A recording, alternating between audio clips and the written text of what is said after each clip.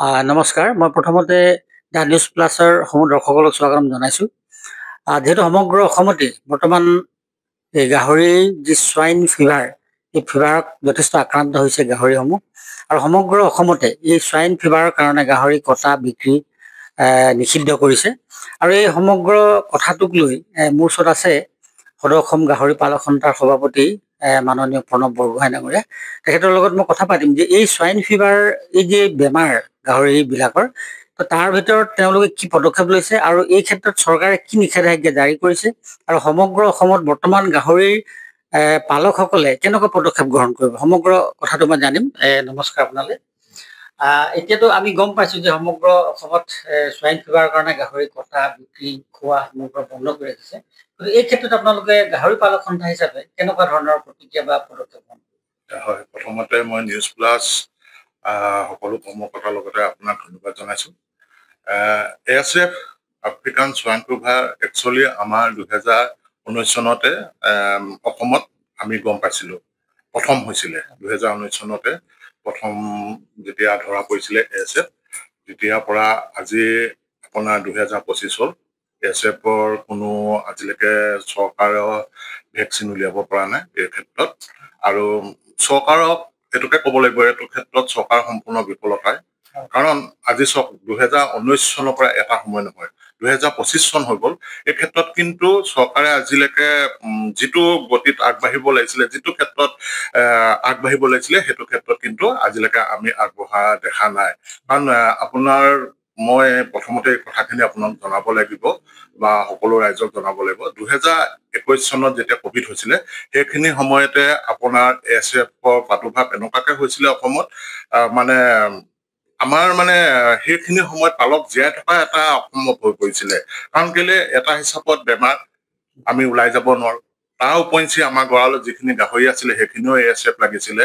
সেই ক্ষেত্ৰত কিন্তু তেতিয়াই আমাৰ আমি সকলো পালকে চিন্তা চৰ্চা কৰি পেলাই সদৌ অসম গাহৰি পালক সন্থাটো জন্ম দিছিলো। কাৰণ আমি ইমানেই বিপদত পৰিছিলো, সেইখিনি সময়ত আমাৰ চব ফালে বন্ধ কৰি দিয়াৰ ক্ষেত্ৰত আমাৰ দানা খুৱাবলৈ অসুবিধা হৈ গৈছিলে, ওলাই যোৱা অসুবিধা হৈ গৈছিলে।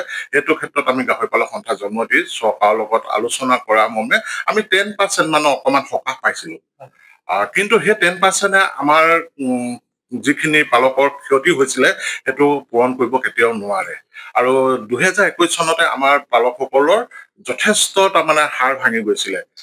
এনেকুৱা দুৰৱস্থা হৈ গৈছিলে, তেওঁলোকে ক্ষতিপূৰণ নাপালেই। যিখিনি আমাৰ গাহৰি পালকসকলৰ আছিলে, যিমানবোৰ গাহৰি মৰিছিলে, ক্ষতিপূৰণ চৰকাৰে দিব নোৱাৰিলে। কিন্তু 2023-24 যিখিনি আমাৰ কালিং কৰা হৈছিলে, তাৰ পইচা অলপ আমাৰ ৰাইজে পালে। কিন্তু মই এই কথাটো এইটোকে ক'ম, আজি ভেকচিনৰ ক্ষেত্ৰত ASF এনেকুৱা এটা বেমাৰ, ASF যদি এবাৰ হ'বলৈ হয়, কোনোবা এখন ফাৰ্মত যদি ASF লাগিবলৈ হয়, তাৰ কোনো ভেকচিন নাই। আজিলৈকে চৰকাৰৰ ফালৰ পৰা কোনো ভেকচিন উলিয়াব পৰা নাই আৰু তাৰ কোনো ভেকচিন নাই। সেই ভেকচিন নথকা দুখত কোনোবা এখন যদি ফাৰ্মত এবাৰ ASF লাগিবলৈ হয়, কিন্তু সেই গাহৰি সেই ফাৰ্মখনত সম্পূৰ্ণভাৱে নিশেষ হৈ যায়। আৰু সেইকাৰণে চৰকাৰে এটা কালিং কৰাৰ ব্যৱস্থা কৰিছে।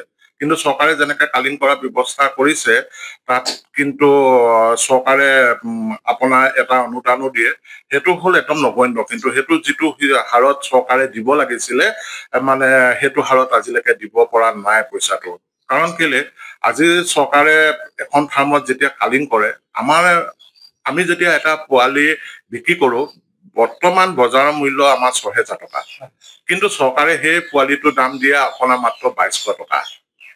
আৰু যিটো আপোনাৰ 15 কেজিৰ পৰা 40 কেজিৰ ভিতৰত হয়, সেইটো মাত্ৰ আপোনাৰ দাম দিয়ে এতিয়া 5,800 টকা চৰকাৰে। কিন্তু তাৰ বজাৰ মূল্য হয় কমচে কম 14,000 টকা।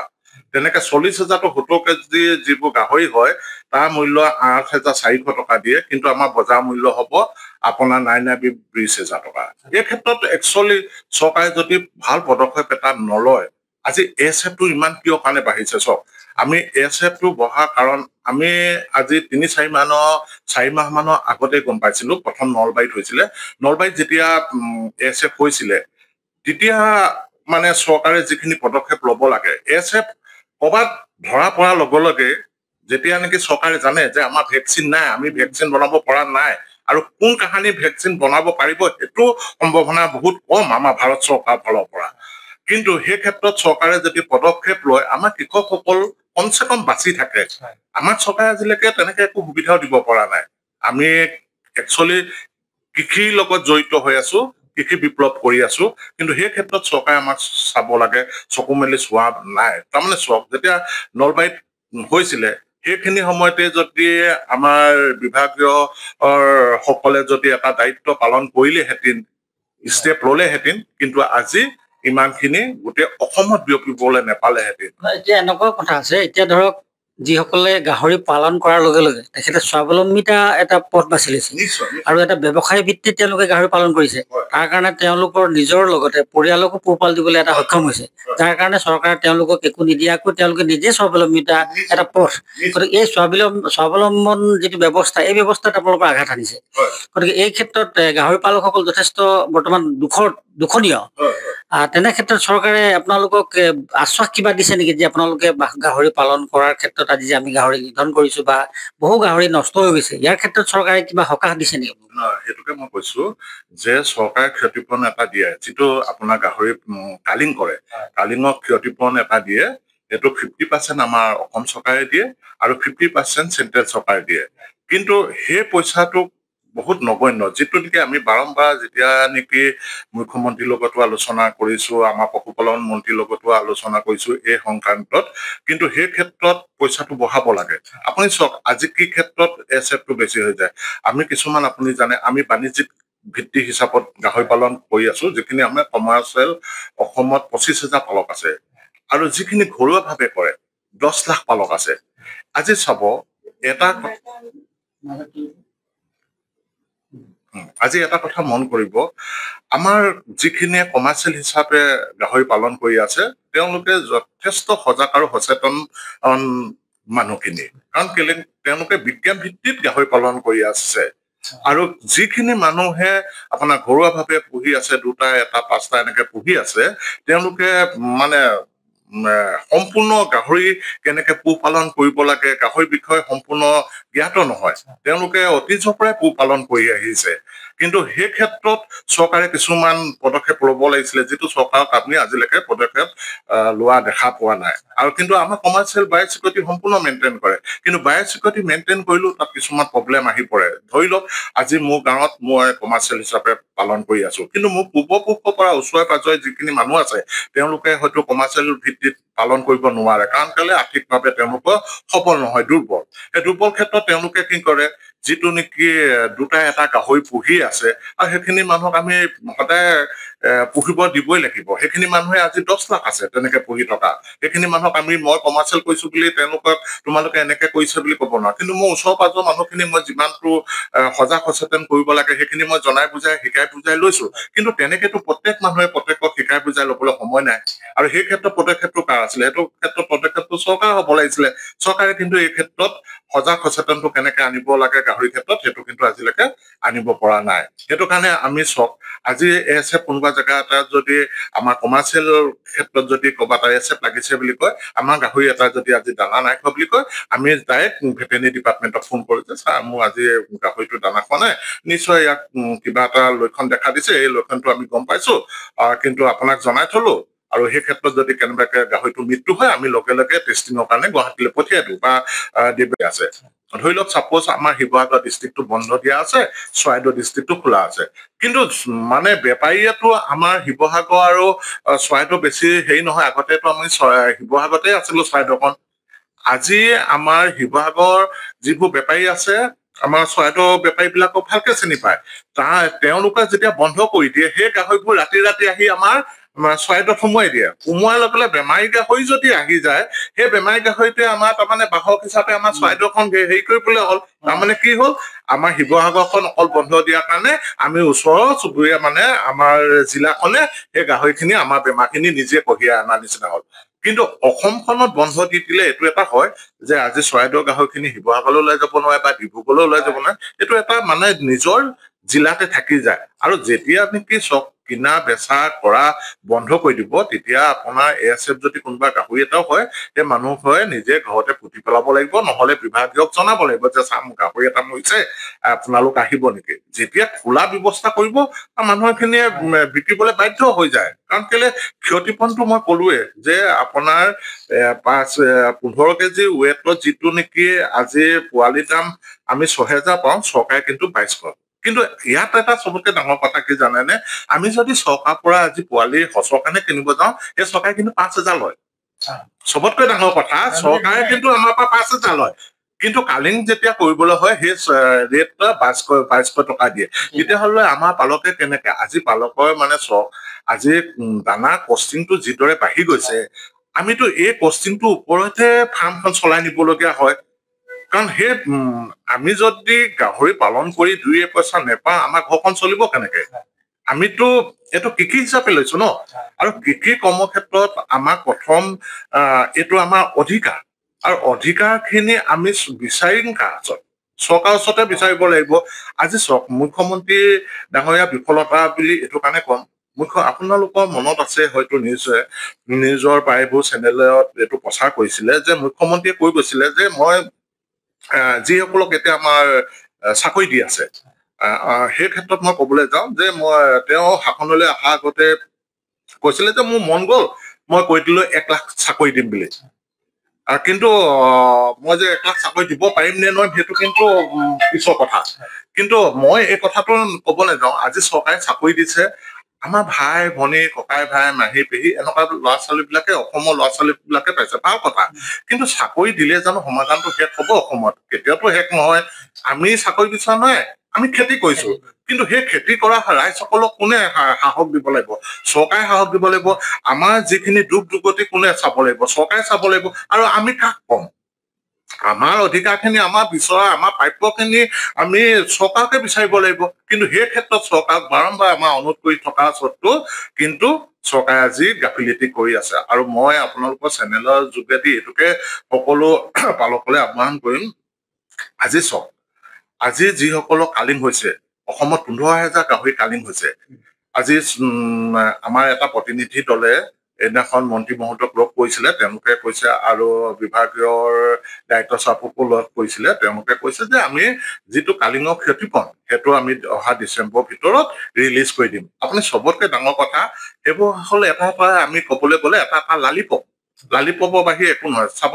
আপুনি আমাৰ এখন 2022 চনতে আপোনাৰ মুখ্যমন্ত্ৰী ফ্লেগশ্বিপ আঁচনি নামৰ এখন ঘোষণা কৰিছিলে সেই আঁচনিখন আজিও চলি আছে 2026লৈকে আছে কথা জানেনে তাত 2026 চনলৈকে যেতিয়া আমাৰ পালকসকলে মুখ্যমন্ত্ৰী ফ্লেগশ্বিপ আঁচনি খনৰ কাৰণে এপ্লাই কৰিলে আজিও 5,11,00,000 টকা সেই চৰকাৰখনে দিব পৰা নাই যি নেকি পালকসকলে লোন লৈ পেলাই NPA হৈ আছে মানে হাহাকাৰ এটা অৱস্থা তেওঁলোকৰ ঘৰ বাৰী মাটি বন্ধক দি পেলাই তাৰমানে মানুহৰ পৰা পইচা ধাৰলৈ লৈ অৱস্থা নাইকিয়া হৈ আছে সেই 5,11,00,000 টকা যি মুকলি কৰি দিব পৰা নাই আজি 15,000 কালিং কৰিলে চৰকাৰে নাই বুলি 17 কোটি টকা এটা অসমৰ পালকসকলক দিব লাগিব ঠিক আছে মই মানি ললো 50% চেন্ট্ৰেল চৰকাৰে দিব আৰু 50% আমাৰ অসম চৰকাৰে দিব কিন্তু অসম চৰকাৰে যদি দিব লাগে 7.5 কোটি টকা 7.5 কোটি টকা কেনেকে দিব আমাৰ অসম চৰকাৰে কওক ডিচেম্বৰৰ ভিতৰত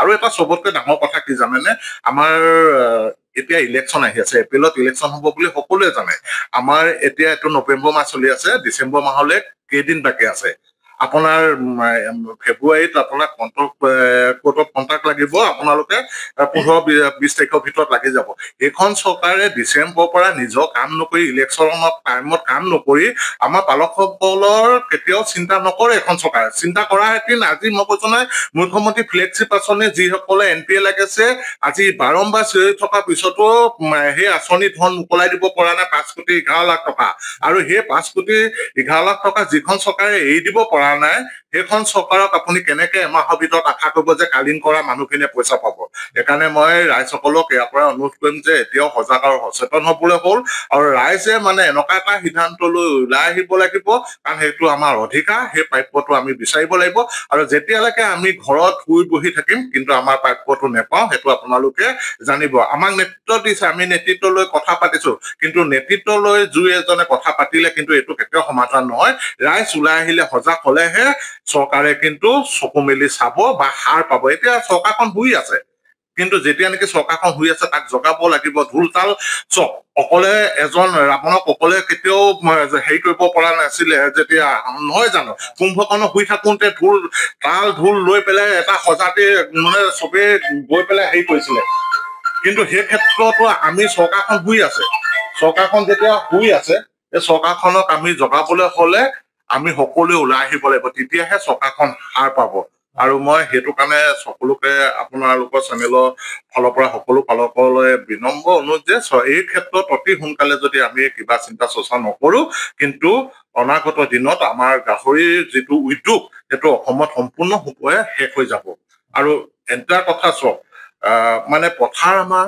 বজাৰ আমাৰ এই কথা আমাৰ শ্লোগান এটা আছে কিন্তু পথাৰখন আমাৰ হাতত আছে বজাৰখন নিয়ন্ত্ৰণ কৰে আজি বহিৰাগতৰ হাতত আছে কিন্তু যেতিয়ালৈকে আমি এই ক্ষেত্ৰখনত কিন্তু পালকসকলক মই আকৌ এটা কথা ক'ব যাম যে বজাৰখনৰ কথা আমাৰ চিন্তা কৰিবলৈ হ'ল কাৰণ যেতিয়া নেকি মোৰ ঘৰৰ গাহৰি মই যদি বিকিব নোৱাৰো তাত যদি মোক বহিৰাগতৰে চিন্তা কৰিবলগীয়া হয় সেই ক্ষেত্ৰত কিন্তু আমি সফল হ'ব কেতিয়াও নোৱাৰিম সেইকাৰণে আমি গোটেই পালকসকলে আমি নিজৰ বজাৰখন দখল কৰিবলৈ কি কৰিলে ভাল হ'ব কেনেকে কৰিলে ভাল হ'ব কিন্তু চিন্তা চৰ্চা এতিয়াৰ পৰা কৰিব লাগিব ধন্যবাদ থাকিল তেখেত আছিল সদৌ অসম গাহৰি পালক সন্থাৰ সভাপতি তেখেতে ইতিমধ্যে আমাক অৱগত কৰিছে সমূহ কৃষকসকলকো যে সজাগ হ'ব লাগে যিহেতু আমাৰ প্ৰাপ্যৰ পৰা আমি বঞ্চিত হৈ আছো আমি জীৱন আৰু জীৱিকা এই কথাক লৈ পেলাই বিভিন্ন চাকৰিমুখী হোৱা বাদে আমি কৃষিৰ যোগেদি বা গাহৰি পালন কৰি নিজৰ স্বাৱলম্বিতা হৈ নিজৰ লগতে পৰিয়ালক পোহপাল দিয়াৰ যি ব্যৱস্থা আমি কৰিছো বা তেখেতসকলে কৰিছে এই ক্ষেত্ৰত কিন্তু চৰকাৰৰ এটা অনীহা ভাৱ তেখেতলোকে দেখা পাইছে আৰু যিটো আজি গাহৰি নিধন কৰিছে তাৰো প্ৰাপ্যৰ পৰা বঞ্চিত তেখেতলোক আৰু বহুতো তেনেকুৱা ধৰণৰ সমস্যা তেখেতে আজি অৱগত কৰিছে মই আশা ৰাখিছো দৰ্শকসমূহে এই গাহৰি পালনৰ ক্ষেত্ৰত কিছু সজাগ হ'ব বা এই আমাৰ আলোচনাৰ যোগেদি নিশ্চয় তেওঁলোকে কিবা হ'লেও লাভালাভ হ'ব বা কিছু কথা গম পাব গতিকে সকলো দৰ্শক ৰাইজকে নিজৰ প্ৰাপ্য অধিকাৰৰ পৰা বঞ্চিত যাতে নহয় তাৰ কাৰণে সকলোকে একগোট হ'বলৈ তেখেতে আহ্বান জনাইছে আৰু চৰকাৰকো তেখেতে দাবী জনাইছে যে চৰকাৰে অন্ততঃ আমাৰ কৃষকসকলকো অকণমান সুদৃষ্টিৰে চাওক বা সহায়ৰ হাত আগবঢ়াওক ধন্যবাদ যিকোনো খবৰৰ বাবে যোগাযোগ কৰক 7099017330 লগতে 7099017110 নম্বৰত